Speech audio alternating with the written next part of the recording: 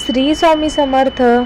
हर हर महादेव. नमस्कार भक्तांनो, जर हा व्हिडिओ योगायोगाने सोमवारी तुमच्या समोर आला असेल आणि तुम्ही भगवान महादेवांचे खरे भक्त असाल तर हा योगायोग समजून पुढे जाऊ नका. कदाचित आज महादेव तुम्हाला या कथेतून एक महत्त्वाचा संदेश देऊ इच्छित असतील, म्हणून ही कथा शेवटपर्यंत नक्की ऐका.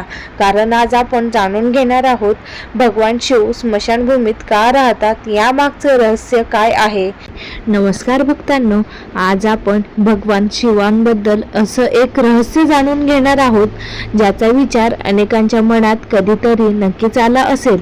जगातील सर्व देव सोन्याच्या महालात, सुंदर मंदिरात किंवा स्वर्गात राहतात, पण महादेवांना तर स्मशानभूमीच प्रिय आहे, जिथे लोक जाण्यास घाबरतात, जिथे मृतदेहावर अंत्यसंस्कार होतात, जिथे रात्री शांतता असते, तिथेच भगवान शिव ध्यानमग्न बसलेले असतात.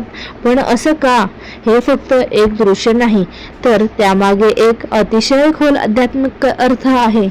असं सांगितलं जातं की एकदा कैलास पर्वतावर भगवान शिव गाढ ध्यानात बसले होते. माता पार्वती त्यांच्या जवळ बसल्या होत्या. काही वेळाने त्यांनी प्रेमाने महादेवांना विचारलं, स्वामी, एक गोष्ट मला आजपर्यंत समजली नाही. संपूर्ण विश्व तुमचं आहे, देवताही तुमची पूजा करतात, मग तुम्हाला राहण्यासाठी स्मशानभूमीच का आवडते, जिथे लोक भीतीने जाणं टाळतात?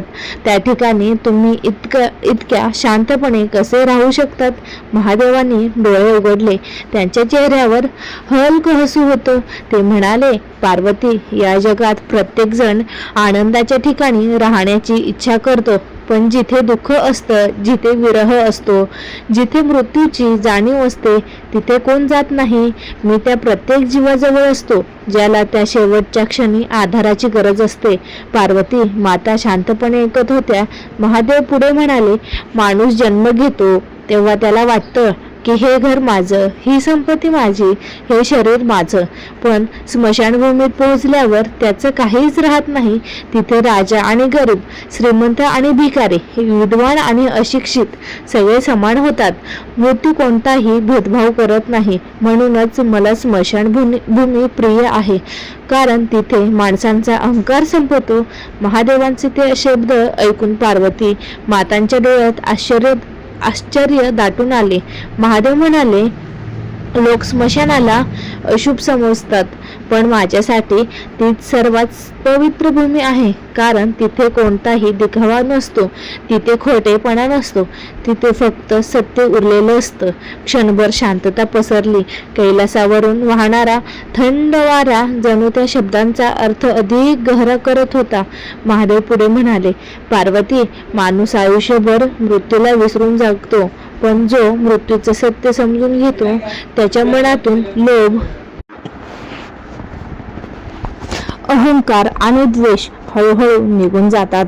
स्मशानात मला रोज हीच आठवण करून देतं, या जगात काहीही कायमचं नाही. माता पार्वती म्हणाल्या, स्वामी, मग लोकांना स्मशानाची इतकी भीती का वाटते?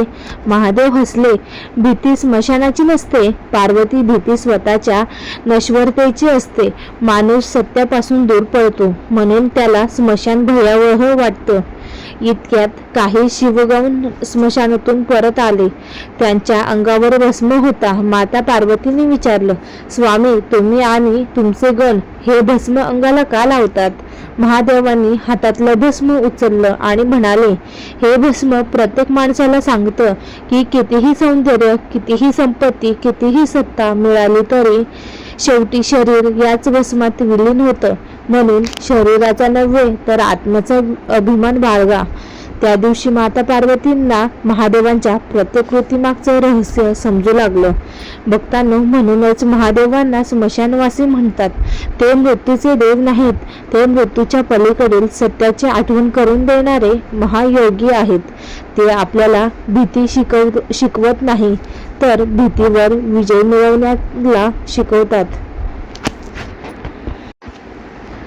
महादेवांचे शब्द ऐकल्यानंतर माता पार्वती काही क्षण शांत राहिल्या. त्यांच्या मनात अनेक प्रश्न निर्माण झाले होते. त्या पुन्हा म्हणाल्या, स्वामी, तुम्ही म्हणता हे सगळं खरं आहे, पण स्मशानातच तर रडण्याचा आवाज असतो. दुःख असतं, विरह असतो, अशा ठिकाणी मनाला शांतता कधी मिळू शकते? महादेव मंद हास्य करत म्हणाले, पार्वती, ज्याला जगाची खरी ओळख व्हायची असते त्याला स्मशाना इतकं मोठं गुरुकुल दुसरं नाही. माणूस आयुष्यभर माझं माझं करत जगतो. हे माझं घर, माझी जमीन, माझे दागिने, माझी मुलं, माझा मान सन्मान, पण स्मशानात आल्यावर त्याचं माझं एका क्षणात संपून जातं. तिथे फक्त एकच सत्य उरतं, ते म्हणजे आत्मा अमर आहे आणि शरीर नश्वर आहे. महादेव पुढे म्हणाले, तुला माहित आहे का पार्वती, मी अनेकदा रात्री स्मशानात शांतपणे बसतो, कारण त्यावेळी तिथे कोणाचाही अभिमान नसतो. तिथे राजा नसतो, गरीब नसतो, मोठा नसतो, लहान नसतो, सगळे सारखेच असतात. म्हणून मला हे स्थान सर्वात पवित्र वाटतं. तेवढ्यात नंदी महाराज पुढे आले आणि म्हणाले, प्रभू, एक प्रश्न मीही अनेक वर्षापासून मनात ठेवला आहे. लोक म्हणतात स्मशानात भूत प्रेत असतात, मग तुम्ही तिथे निर्धास्त कसे राहता? महादेव हसले, नंदी, ज्याला स्वतःची ओळख झाली आहे त्याला कोणाचीही भीती राहत नाही. भीती आज्ञातून निर्माण होते. प्रकाश पडला की अंधार पळून जातो, त्याचप्रमाणे ज्ञान आलं की भीती संपते. लोकांना भूतांची भीती वाटते, पण त्यांना स्वतःच्या रागाची, लोभाची, मत्सराची भीती वाटत नाही. खरं तर हेच माणसे सर्वात मोठे शत्रू आहेत. महादेवांचे शब्द ऐकून सर्व शिवगण शांत झाले. महादेव पुन्हा म्हणाले, स्मशानात जळणारी प्रत्येक चित्ता मला एक गोष्ट सांगते. महादेव, काल जो इथे आला तोही कुणाचा तरी लाडका होता. त्यानेही आयुष्यभर स्वप्न पाहिली होती, पण आता तो फक्त आत्मा आहे. म्हणून प्रत्येक जीवाच्या शेवटच्या प्रवासाचा साक्षीदार असतो. जेव्हा एखाद्या आईचा मुलगा जातो, एखाद्या पत्नीचा पती जातो, किंवा एखाद्या मुलाचं वडिलांवरचं छत्र हरवतो, तेव्हा त्या दुःखात मी त्यांच्या सोबत असतो. म्हणून मी स्मशान सोडत नाही. हे ऐकून पार्वतीच्या डोळ्यात अश्रू आले. त्या म्हणाल्या, स्वामी, लोकांना वाटतं रौद्र आहात, पण आज मला समजलं की तुमच्या हृदयात संपूर्ण सृष्टीसाठी किती करुणा आहे. महादेव म्हणाले, जो दुःखी माणसाजवळ उभा राहतो तोच तर खरा देव. आनंद सगळे सोबत असतात, पण दुःखात जो हात धरतो त्यालाच करुणामूर्ती म्हणतात. अचानक स्मशानात एक चिता प्रज्वलित झाली. आकाशात धूर पसरला. महादेव काही क्षणात त्या अग्नीकडे पाहत राहिले. ते म्हणाले, पार्वती, हा अग्नी फक्त शरीर जाळत नाही, तो माणसांचा अभिमान, लोभ आणि खोटा गर्वही जाळून टाकतो. म्हणून स्मशानात हे विनाशाचं नाही तर सत्याच्या जन्माचं स्थान आहे. त्या दिवसापासून माता पार्वती ही कधीही स्मशानाकडे भीतीने पाहिलं नाही. त्यांनी त्या स्थानाकडे ज्ञान, वैराग्य आणि सत्याचं प्रतीक म्हणून पाहायला सुरुवात केली. आणि आजही असं मानलं जातं की जेव्हा एखादा भक्त संपूर्ण श्रद्धेने ओम नमः शिवाय असा जप करतो, तेव्हा भगवान शिव त्यांच्या भीतीपेक्षा मोठे धैर्य त्याच्या मनात जागे करतात. कारण महादेव मृत्यू शिकवत नाही, ते मृत्यूच्या पलीकडचं सत्य समजावून सांगतात.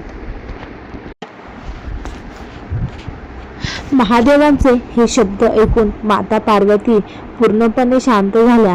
त्यांच्या मनातील प्रत्येक प्रश्नाचं उत्तर त्यांना मिळालं होतं. त्या प्रेमाने महादेवांच्या चरणी नतमस्तक झाल्या आणि म्हणाल्या, स्वामी, आज मला समजलं की तुम्ही स्मशानभूमीत राहता, कारण तुम्ही मृत्यूचे देव नाही तर सत्याचे रक्षक आहात. जिथे संपूर्ण जग तुमची साथ सोडतं, तिथेही तुम्ही प्रत्येक जीवाच्या शेवटच्या प्रवासात त्याच्या सोबत उभं राहता. त्याच्यासारखं दयाळू दुसरं कोणीच नाही. महादेव शांतपणे हसले आणि म्हणाले, पार्वती, लक्षात ठेव, माणसाने मृत्यूला घाबरण्याची गरज नाही.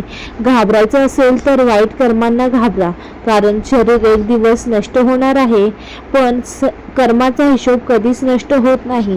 ज्याने आयुष्यभर दुसऱ्यांच्या डोळ्यात अश्रू आणले त्याला शेवटी स्वतःच्या कर्माची फळं भोगावी लागतात. पण ज्याचे प्रेम दिलं, दया केली, सत्याचा मार्ग धरला, त्याला मृत्यूचाही भय राहत नाही. असं म्हणतात की त्या दिवसापासून माता पार्वती जेव्हा जेव्हा स्मशानभूमीकडे पाहतात तेव्हा त्यांना भीती वाटत नाही. भक्तांनो, आज आपण ज्या शरीराचा, पैशाचा, मान सन्मानाचा आणि संपत्तीचा अभिमान करतो ते सगळं एक दिवस इथेच राहणार आहे, आपल्या सोबत जाणार आहे. ते फक्त आपलं कर्म आणि आपली श्रद्धा, आपल्या मनाची शुद्धता. म्हणून आजपासून एक संकल्प करा, कोणाचं मन दुखवणार नाही, कोणाचा द्वेष करणार नाही, गरजूंना शक्य तितकी मदत करणार, आई वडिलांचा आदर करणार आणि रोज मनापासून भगवान शिवांचं स्मरण करणार. कारण महादेवांना सोन्याचे महाल नको असतात, त्यांना निर्मळ मन हवं असतं. जर तुमच्या मनातही आजपर्यंत स्मशानाबद्दल भीती होती तर आजपासून त्या ठिकाणी दडलेलं जीवनाचं महान सत्य लक्षात ठेवा. महादेव आपल्याला एक संदेश देतात. जन्म आणि मृत्यू हे निसर्गाचे नियम आहेत, पण त्या दोन टोकांच्या मध्ये माणूस कसा जगतो हेच त्याचं खरं जीवन आहे. ही कथा जर तुम्हाला मनाला स्पर्श करून गेली असेल तर महादेवांचं नाव मनापासून घ्या. ओम नमः शिवाय. हर हर महादेव. म्हणूनच भक्तांनो, आजही जेव्हा मध्यरात्री स्मशानभूमीत शांतता पसरलेली असते तेव्हा असं मानलं जातं की भगवान शिव तिथे ध्यानमग्न असतात. ते मृत्यूचं स्वागत करण्यासाठी नाही तर प्रत्येक जीवाला हे स्मरण करून देण्यासाठी तिथे असतात की या जगात कायमचं काहीच नाही. आज आपण कितीही मोठे झालो, कितीही पैसा कमावला, कितीही नाव मिळवलं तरी शेवट सर्वांनाच याच मार्गाने जावं लागणार आहे. म्हणून महादेव आपल्याला सांगतात, अभिमान करू नका कारण अभिमानाचाही अंत होतो. द्वेष करू नका कारण द्वेष मनाला जाळतो. लोभ धरू नका कारण लोभ माणसाला कधीही समाधानी राहू देत नाही.